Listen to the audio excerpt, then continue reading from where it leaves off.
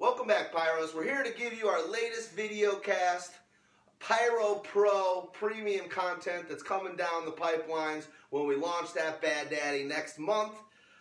Today we are going to talk about some exciting stuff, and that is going to be the top 10 wide receivers as of right now. It's the April 8th, and obviously these numbers might change around a little bit, but we're going to go through and give you kind of a preview with the top 10. We're going to count down from 10 and go to 1, and then next week on our podcast, we're doing, I think, the top 70 or something like that, wide receivers on that podcast. We're going deep. We're going deep. So that could be a 4-hour podcast. Jeez Louise. But got Dogmatica here in the mix. We got Houdini over here. Stag Party. I'm D-Rex. We are Pyromaniac.com. And we're going to try and talk through the studs, the elites at the position. And we'll start here at 10. Number 10, re-signs less money to stay with Mr. Rogers. What do you guys think what is in store for Randall in 2015 here? I think good things are in store for Randall. The best news that you can get as a wide receiver of his caliber is to stay with Aaron Rodgers. For sure. So now he stays in a system that he's completely familiar with. He has protection in the offense through Jordy Nelson on the other side. He's got Eddie Lacy in the backfield. So he's in a perfect situation for him. I like it so much better than if he had gone anywhere else. I'll tell you, first of all, I think that's the smartest thing any wide receiver can do is stick with the best quarterback or arguably the best quarterback in the entire league. On the contrast, I think a player that might have been here at number 10, 9 or 10, something like that, if he had done the same, is Jeremy Maclin. Oh, for sure. Leaving Philadelphia and leaving that system and going to Kansas City to that system, I think drops him. For me, I know it's different for you guys. For me, it drops him 30 spots. I am not kidding. I'm not kidding you. He's down where Dwayne Bowe would basically be. I don't think that he's all that much better than Dwayne Bowe in a Kansas City system. So, listen, Randall Cobb's going to have another phenomenal year. You're playing with Aaron Rodgers, re-upping, doing it for less money. He wants to be proving himself. Jordy Nelson, we'll talk about him later for sure, but he's second fiddle. But they're going to be passing that ball. This is a passing division in that Central. It is North. Jesus. The NFC North. Good things in store for the kid. Go ahead. The only drawback with Randall Cobb is, he scored a lot of touchdowns last season. He scored 12. Is that number going to be able to stay where it is? It's going to fall back a little bit. And he had a lot of those to begin the season. He kind of fell off, tapered off a little bit. Didn't have a lot of 100-yard games. They left that to Jordy Nelson. So he was kind of boom or bust with touchdowns, but he scored so many of them, and he scored so many of them in his career already that it's probably something that's going to continue. He's probably going to get 8 to 10 touchdowns for you a season. That's the point right there. He's done it before in his career.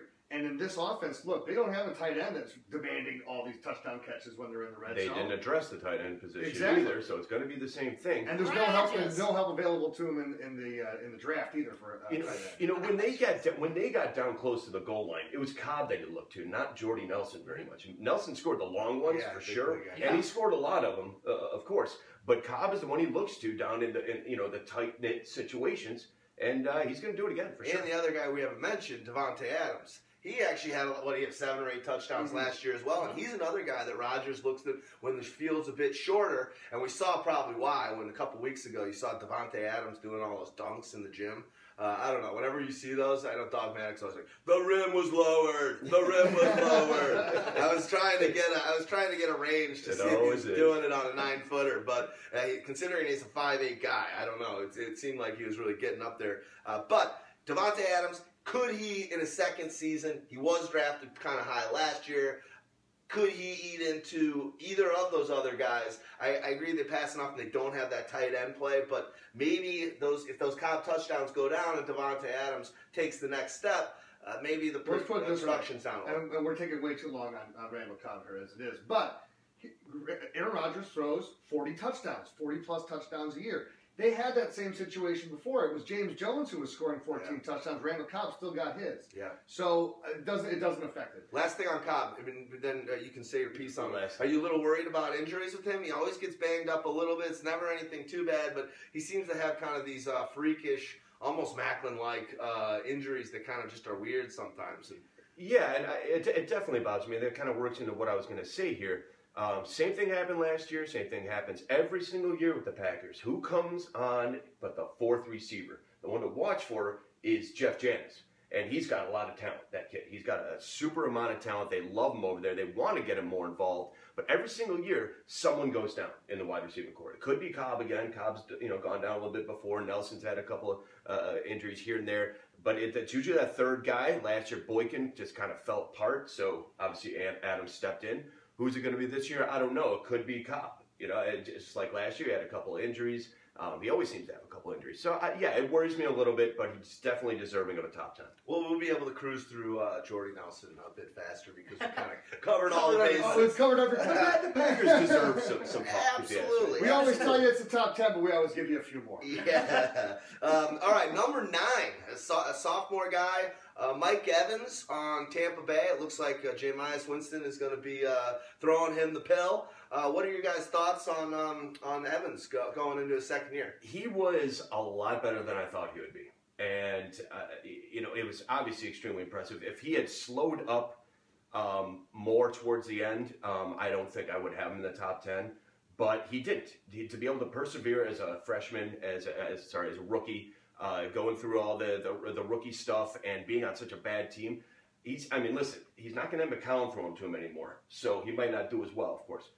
But that's a joke. We did not anyway. You guys are laughing. But Winston is a rookie, and rookies have their problems throwing touchdowns. I'll tell you that right now, and everybody knows that. So I don't know if Evans is going to take a major step up. But with what he did last year, he's still deserving of being in the spot he is right now. If he had Aaron Rodgers throwing to him, I'd give him a top 5 for sure. But he doesn't. So he's a big body. Well, for me, I have him out of my top 10. He's number 12 for me. And the reason I have him at 12 is because it's going to be, is it Jemias or is it Jameis Winston? Jameis. That's Jameis. You know me. I say it how it looks. Hooked on phonics. All right, so I look at it, the whole rookie quarterback scares me. You look at even Blake Bortles last year, when he threw 17 touchdowns. You're minimalizing what it is. And again, last year, Vincent Jackson only had 2 touchdowns. Is that realistic, or is he maybe going to go back up to 5? And does that potentially eat into Mike Evans? So I'm just worried about him. I think the long-term growth there, like in dynasty-type formats, is phenomenal for him, because if it is Jameis Winston, I think that it works out really well projecting as you look at it 2-3 years down the road. For sure. I mean, he's got the size. He scored 12 touchdowns last season, so you got to be a little concerned that he's going to be able to repeat that. And he did tail off a little bit at the end of the season. I think in the last 5 games, he had something like 11 catches for 150 yards and 2 scores. So he did a lot of his work in a chunk in the middle of the season. Remember, he had those games where he was just on fire, destroying defensive backs with, I think it was even a combination of Glennon and McCown at the time. It was. So, be aware that this guy has the talent to be a top 10 receiver in this league, no matter who the quarterback is. And I think Winston's smart enough to feed the ball to the guy that's most feedable, who's going to make you look the best. And this is a big Johnny dude. Manziel. Ask Johnny. Look at what Johnny's done without him. Evans can make Manziel look that good. Winston's got to be looking at throw it up to the last thing we need to really say on Evans, the reason why he actually ended up making my top 10, he would have been a couple of spots out like he was with you, number 12, but under my computations, he was the Buccaneers have the number 1 easiest schedule against the pass this year. I mean, who plays defense in that division? Exactly. So, I mean, that's definitely going to help him. All right, let's move on to A.J. Green, number 8. Go for it. Let me get right in here with A.J. Green. A.J. Green is number 8 on my board. I think he's 8 on everybody's board, pretty much across the board for us. He's pretty much one of the receivers when I'm going through the draft. I consider him the last one, and then there's a drop-off, pretty sizable drop-off. I consider him a wide receiver 1. And then, Evans and Cobb, they're almost 2s, even though they're pushed up to 1s. So there's kind of this drop-off after A.J. Green, where if I don't get a wide receiver 1, I feel like less good about my team. And A.J. Green's that last kind of linchpin guy for me. Like, I need to get an A.J. Green and a top 10 running back, and then I feel pretty good going about my team going into the 3rd round. I don't know about how you guys feel. Well, I agree with that. And the way that I look at A.J. Green, though, is this. A.J. Green is not the A.J. Green that he was maybe 2 years ago. And I look especially because of the offense that they're running there now. But what I think this does, though, how the trickle-down effect is that A.J. Green's pretty much the only wide receiver that I like on Cincinnati. I don't think I like any other wide receiver on Cincinnati because the way that you saw Andy Dalton take a downspill in his production under Hugh Jackson, what's to make, now you're going to have both of the running backs healthy, and now you actually know what you have in Jeremy Hill. I look at it that AJ is still going to be your consistent threat, but the days of being able to even play into the other guys, I think, is done for this year. Well, the biggest thing that happened to him last year were the injuries. He was doing phenomenal before the injuries. He was, I think, the top receiver in the league for a few weeks there.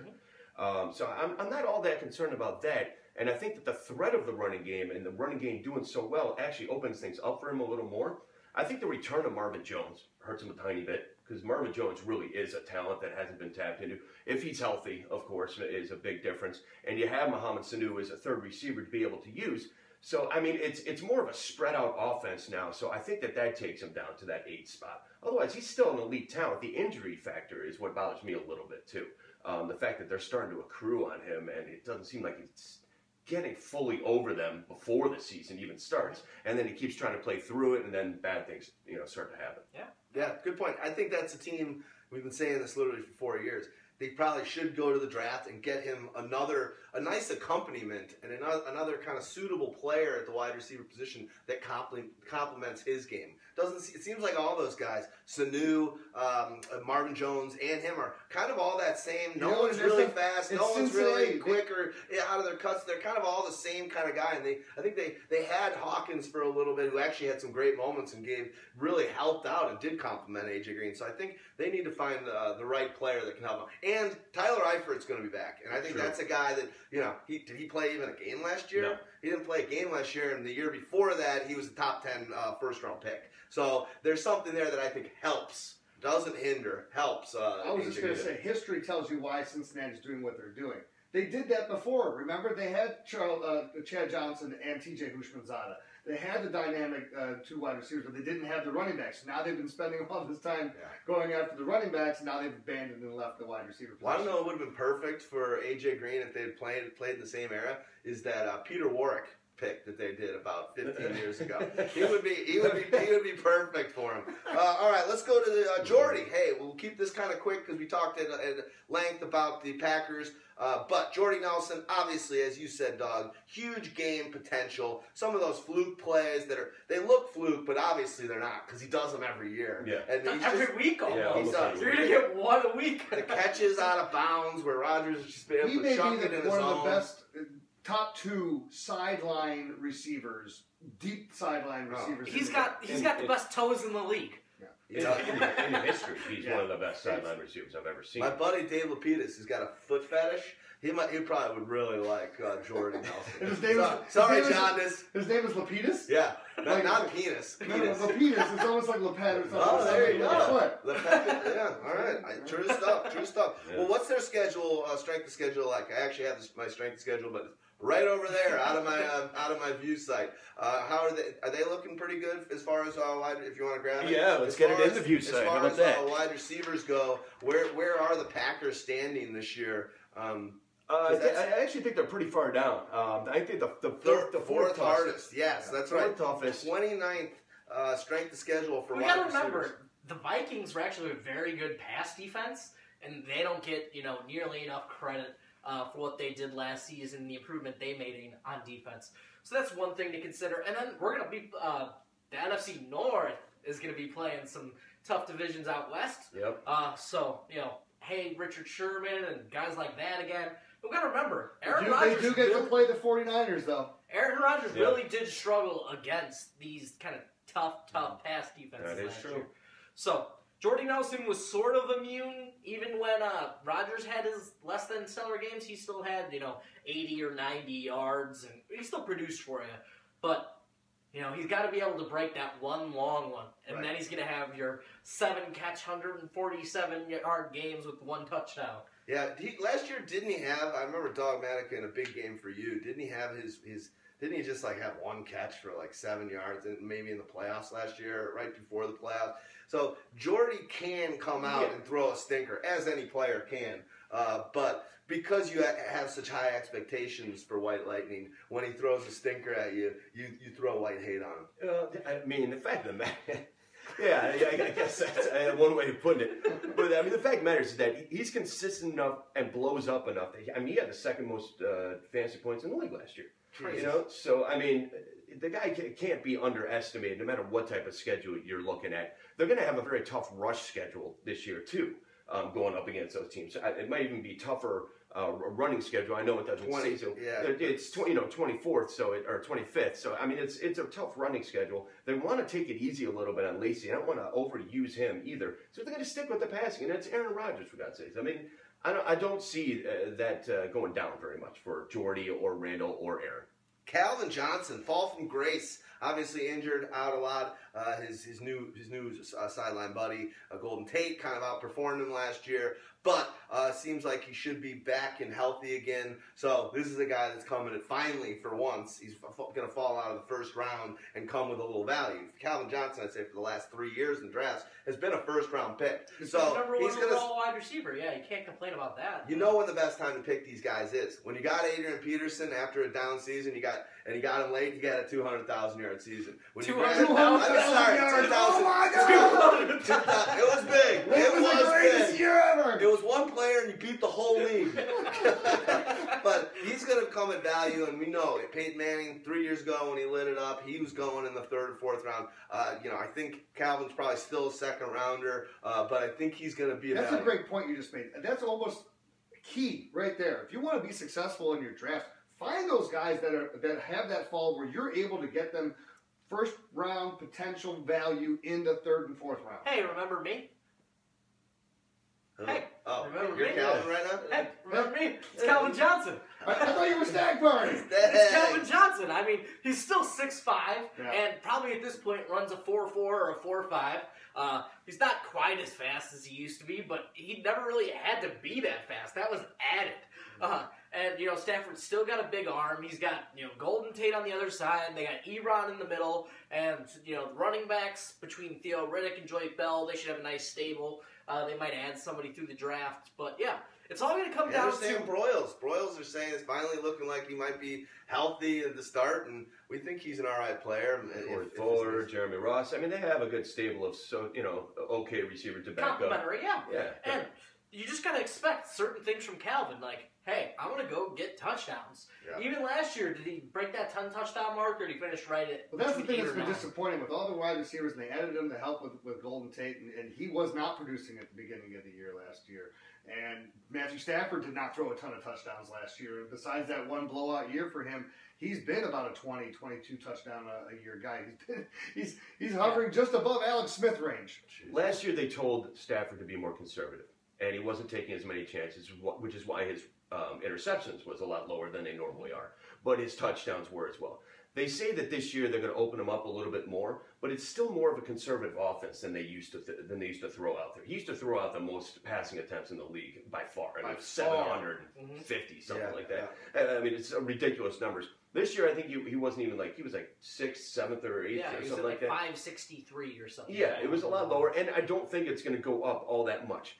Last year at this time, I was warning against Calvin Johnson. And you guys asked me, and I said I would have him outside my top 10. He finished outside of the top 10 in fantasy points because of those injuries. And those things were starting to mount up. And you could tell with a guy like this, especially big guys like that, who take the punishment and get that many targets, you're going to start to get injured a little bit. And it's going to, take its toll on you. It did on Calvin last year. And I got to tell you, as much as it looks like this could be one of those big bounce back things like it is with an Adrian Peterson, I don't see it being the same thing. I still think he's going to be a slight bit injured. I still think he's going to miss 2 or 3 games because he does get so many targets, and he is such a target for defenders to hit. Yeah. And he does. He takes those hits to get those catches. He likes making those big, spectacular catches. And he likes the contact. He knows he's a big boy. With those D-backs and those safeties, he's coming at him. He's like, I'm big. I'm going for a hit. Absolutely. And when Stafford gets in a pickle, what does he do? He throws the ball up, throws it up to Calvin, and puts him in harm's way. And I'm sorry, but even though it's more conservative, that's what he still does here and there. You saw it happen last year. I'm telling you, he deserves this spot at 6th. Is it possible he can go back up to 1? Absolutely. He's that talented. But I had him at 6 in mine, and I think that's where he should stay. Number 5, ODB Jr. What do you guys got to say? Who's? He's sort of good at football. He's pretty good. Those hands are ridiculous. Most ridiculous hands I've ever seen. The display he showed in the second half of last season earns him this spot here. Now, the other thing is, too, you look at the maturity of what they've done to help put other pieces around it, too. Bringing in Shane Vereen is huge in order to take a little more pressure off him, add another option in the passing game. You're going to have the development in their running game, but the running game is still not very dynamic with Rashad Jennings and Andre Williams. So I look at this, and you got Victor Cruz, who's still going to be coming back off of his injury. So ODB is still going to be the man. And you do also have Ruben Randall there. So there's good stable, there's good help. Yeah, there's a nice complementary pieces. He also just showed you last year. He has the tenacity to say, I'm the man. Just throw me the damn ball. I'm going to take care of business. And he did. So I think all signs look good for him this year. Eli in the second year of the offense, I think, is going to help him. ODB, remember, was injured all last offseason, all the first 6 games or what have you, and still was able to acclimate himself. Acclimate and get himself right in there and start. He hit the ground running. So with this offseason, with all this gelling and time to spend together, I think that he's down there playing catch and Duke right now with Eli and some of the other characters. They're playing the right now catch, where I think that'll be huge for ODB and his growth for his second year. He deserves a top 10. I agree. I don't like him up in a top 5. Putting him up over all these other studs is a little bothersome for me. First of all, they do have Victor Cruz coming back. I think that's going to hurt him. He's not going to get all the targets. Second, sophomore slump. That first year is usually a bit of an anomaly if you go berserk like that, and it happens to a lot of these guys. Look what happened to guys like Keenan Allen, for instance. I just don't see it being the exact same Skill thing. level between Keenan Allen and ODB is a little bit different. Agreed. I agree. Fully agreed. This guy is super talented, but putting him up in the top 5 based on about 10 games worth of real studmanship that just doesn't quite do it for me. No, I agree putting with him what up above a Jordy Nelson who does it year in year out. This is the thing. Yeah, and this is where if you're in a draft, you have to be. I believe you have to be in your mind just sold on it. Sure. Because exactly what you're saying. Yeah. There are all these other guys who have done it.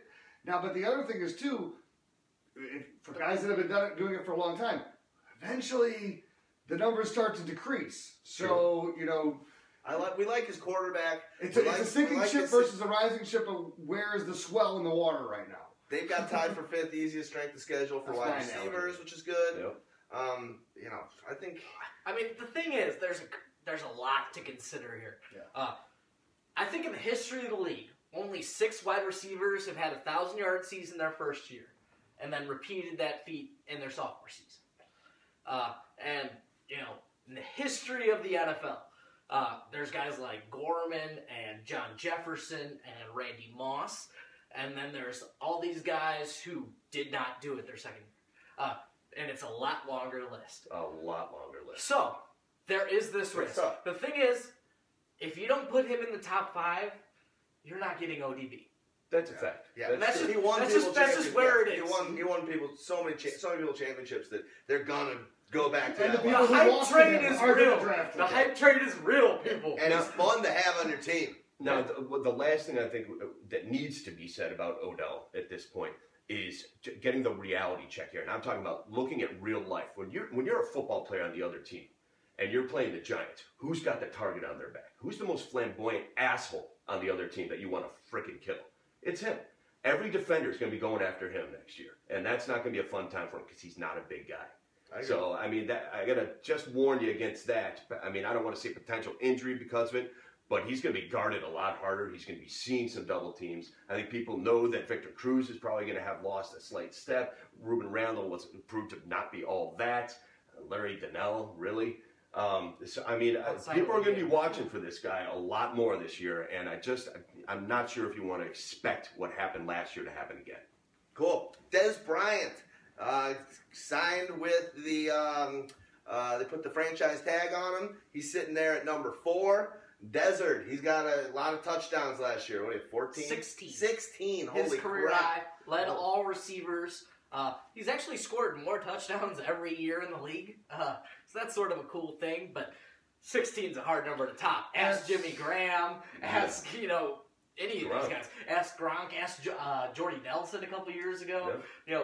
It's hard to expect that many touchdowns again. But is he going to get you double digits? Yeah. I mean, and there's no DeMarco Murray, so there's potential for more yardage this year. Yes, that's the other thing too, because without DeMarco, it's Darren McFadden right now. We know it's either going to be, but there's a difference. It could be Adrian Peterson, or it's going to be Melvin Gordon. I think that's pretty much where it's looking like it's going to go. It could, I mean, it could be, but I'll tell you right now, I think. And the funny thing is, the great running game that DeMarco Murray provided helped Dez. It helped him in the red zone. It helped him get those big games for you. Yeah. Absolutely. The big plays and the big games. He definitely deserves a spot up here, and he's definitely on the up and up.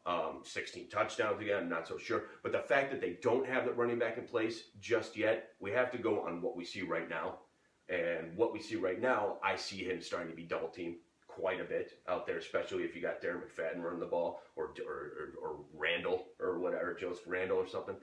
It's going to be tough for him if they don't get another running back. If they do get one of those other running backs and have that running game complementary to him, then he's going to blow up. Absolutely. The thing is, Dez Bryant does things that nobody else in the league does. He catches contested footballs. Yeah. 1 or 2 defenders. We saw it down the stretch last season. He would just take the ball away from these guys, break both of you. Like, he would walk through this tackle and just, see ya, thank you for the score. I'll see you guys next week. And then, or I'll see you next play. They'll do the same thing again. And nobody could stop him at the end of the season. It was just insane. Well, I think that's a good point. I'll see you next play. This guy brings it every play. It's a wide receiver is a position that you're thinking of divas. You're thinking of guys that are going to take a few plays off. This call's not for me. He's blocking harder than anybody for a play that's not going to him. He's going, and who's this quarterback? Tony Romo knows how to buy time. Those little spin moves to go out, and now all of a sudden he's out in the field, and he just bought him, and he's got 7 or 8 seconds to throw the ball, and you got Dez Bryant that's never going to give up on a play. That combination is awesome, and that's where a lot of these big plays and a lot of these big moments for him happen. Add to that he's on the franchise tag and he's playing, he's playing for a bigger deal. He's pissed, absolutely. All right, let's go to Demaryius Thomas, number 3. He's a holdout right now. Does that mean he's not necessarily? He is sort of a holdout, but do you think that's going to go in, or is this just OTAs, or she'll figure it out? You think they'll figure it out? First of all, they'll figure it out. Second of all, I don't expect it to last. I don't think he's going to go through till July and not doing anything. He already said that he didn't want to ruffle the feathers, though. He already said that he wanted to contribute to the team, that he wasn't going to hold out, all this sort of stuff. So I think that he'll be back sooner than later. He might just be taking a little bit of time off in April. Which is fine. Skip OTAs. They're not even that. It's the voluntary, stuff. The involuntary, voluntary workout. Well, it's not even that. It's the quarterback. He scheduled this thing at Duke. They've done it every year, and it's his scheduled thing. It's not even a team activity right now. Yeah. But it was funny that Emmanuel Sanders photoshopped him in that picture. Yeah, I like that. But pretty good. He's a lot better at Photoshop than Lindsay Lohan. The thing is, guys, he's still big and fast and the number 1 target in a Peyton Manning offense. And there's no more Julius Thomas to hoard touchdowns. You gotta like Demaryius Thomas a little bit. It's a tough strength of schedule for them coming up next year. But I love it because he's my number 1. Dez is my number 2. These 2 guys. I look at the loss of Julius Thomas, I think is huge. I think it's fine if they go to more of a running game. It doesn't even matter because Demaryius is still getting his all the time. Do you remember when Demaryius was getting his from Tim Tebow and how good he looked getting it from Tebow for a while there? You know what? Tim Tebow makes it look good no matter what. Oh, this again. What do you got to say, Doug? Second toughest schedule in the entire league for wide receivers, and there's a reason for that. They're going up against those big boys. The ones that the Bears going up against. The NFC West. He's not going to have a good time going up against those guys. And this being going to be a much more conservative offense with, I hate to admit it, you guys know how much I love my Peyton Manning, but you could see that arm starting to decline a little bit. It is getting clearer and clearer. I was trying to deny it for as long as I could, but it's clear that arm is in decline a bit. And I'm sorry, but it's going to hurt Demaryius a tiny bit. It's going to knock him out of my top 5, no way. But I don't have him at number 1 or 2. I have him at 4. And he's deserving of the top 5. We have him at 3 as a consensus. between all of us, which is fine with me too. But I just don't see him being the number one guy this year in an offense that they plan on scaling back a little bit because of the quarterbacks on. You know what Peyton Manning can still do, though? He can still throw the slant route. And you know who runs the slant route better than anybody in the league? Yeah. It's Demaryius Thomas. Very true. Because he can find that little creek going through the safety, and he can take it to the house. I look at it also at all those touchdowns that Julius Thomas scored last year. Those are going somewhere else. Good point. Good point. All right, let's move on to Julio. Dog and I have him as our number one guy, but the consensus brings him to the number two. We talked at a few podcasts ago about just the sheer number of passes that Matt Ryan and that offense is throwing to the wide receiver. This guy is a year removed from his, a year and a half removed from his foot surgery and pins in his feet. He looked great last year and was down on touchdowns. I think he's a touchdown player. So I think all signs point towards an increase for him in fantasy production. What are your thoughts? I mean, 6 touchdowns, it seems unlikely to repeat. How do you only score 6 touchdowns as Julio Jones? He's going to be a 10-touchdown player. This is a double-digit touchdown guy with his size, physicality, the things he can do after the catch, just toppling over defenders. So you got to think, and he was, second in the league in yardage with 1,593, nearly 1,600 yards, and he didn't even play a full season. Yeah. He played, 15 games? He actually set out only 1, but he's a little hampered for another 2. But, yeah, he's putting up over 100 yards a game. So, this guy... touchdowns will come. That guy is... Look at him. We've seen, the ridiculous, the leaping ability of him as well. He is... And he's a guy that can have 2 to 3 touchdowns in a game. Let alone, last year was a horrendous year for Atlanta. For that team. Career year, not career year, contract year. Remember that. Julio Jones, contract year, sounds like a good time to me. I like it. He's going to have $100 million by either this middle of this season or a year from now. He's going to be a $100 million guy. A new coach who already stated that he wants Julio Jones to be the focus of the offense. The guy, when he is fully healthy, I think he's the most unstoppable receiver in the entire game, and I'm including Calvin Johnson in that. Yeah. He is faster than Calvin Johnson at this point. He's pretty much just as big when you look at him up there on the screen, and he blows by defenders. He's explosive as hell. He is so explosive, and he plays in East Division. He's got the 4th easiest schedule next year for wide receivers. NFC South. Yeah, who plays defense? Yeah, I don't know how many times I need to say this. Yeah, it's just going to be a fun year for him.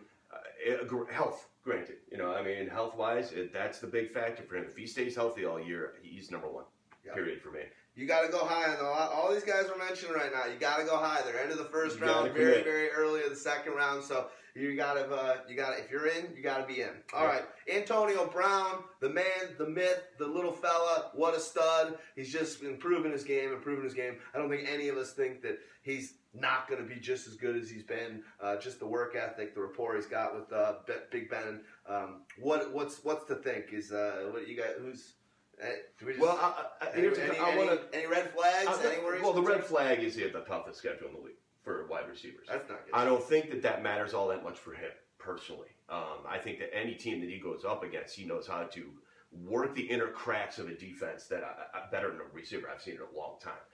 Is he the most talented thing that's come along in the last 25 years? Not even close. No. But he's got just this know-how to get football open. IQ. Yeah, the football IQ is off the charts. And Big Ben.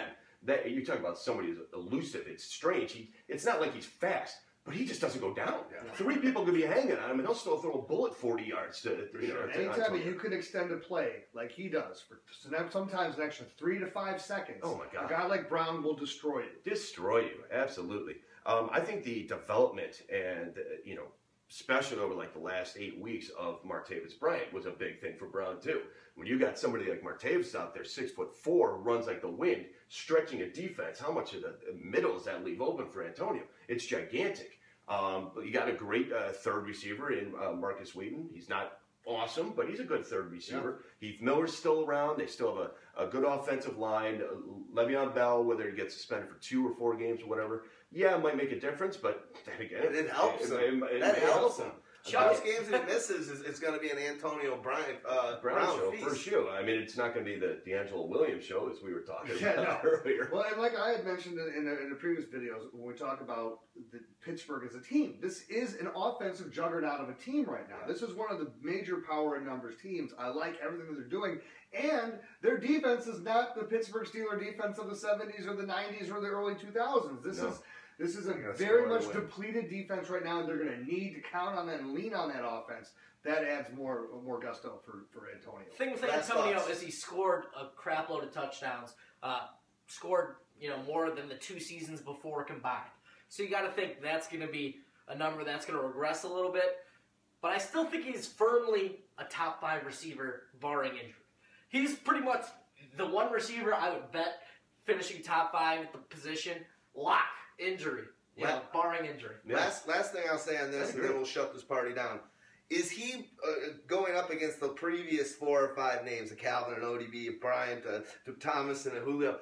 When you're drafting and you got to take him essentially the late first round, are you just almost because of his stature, almost because of the game he plays, are you really going to pull the trigger on an Antonio Brown before some of these beasts just because of that upside, just because of that explosion factor that we love? I personally can't do it. I can't either. I can't do it. I'm going to take a Dez. I'm going to take a Julio. I'm going to take a Demarius over. Depends on your league rules, right? Yes. If it's PPR, he's the man.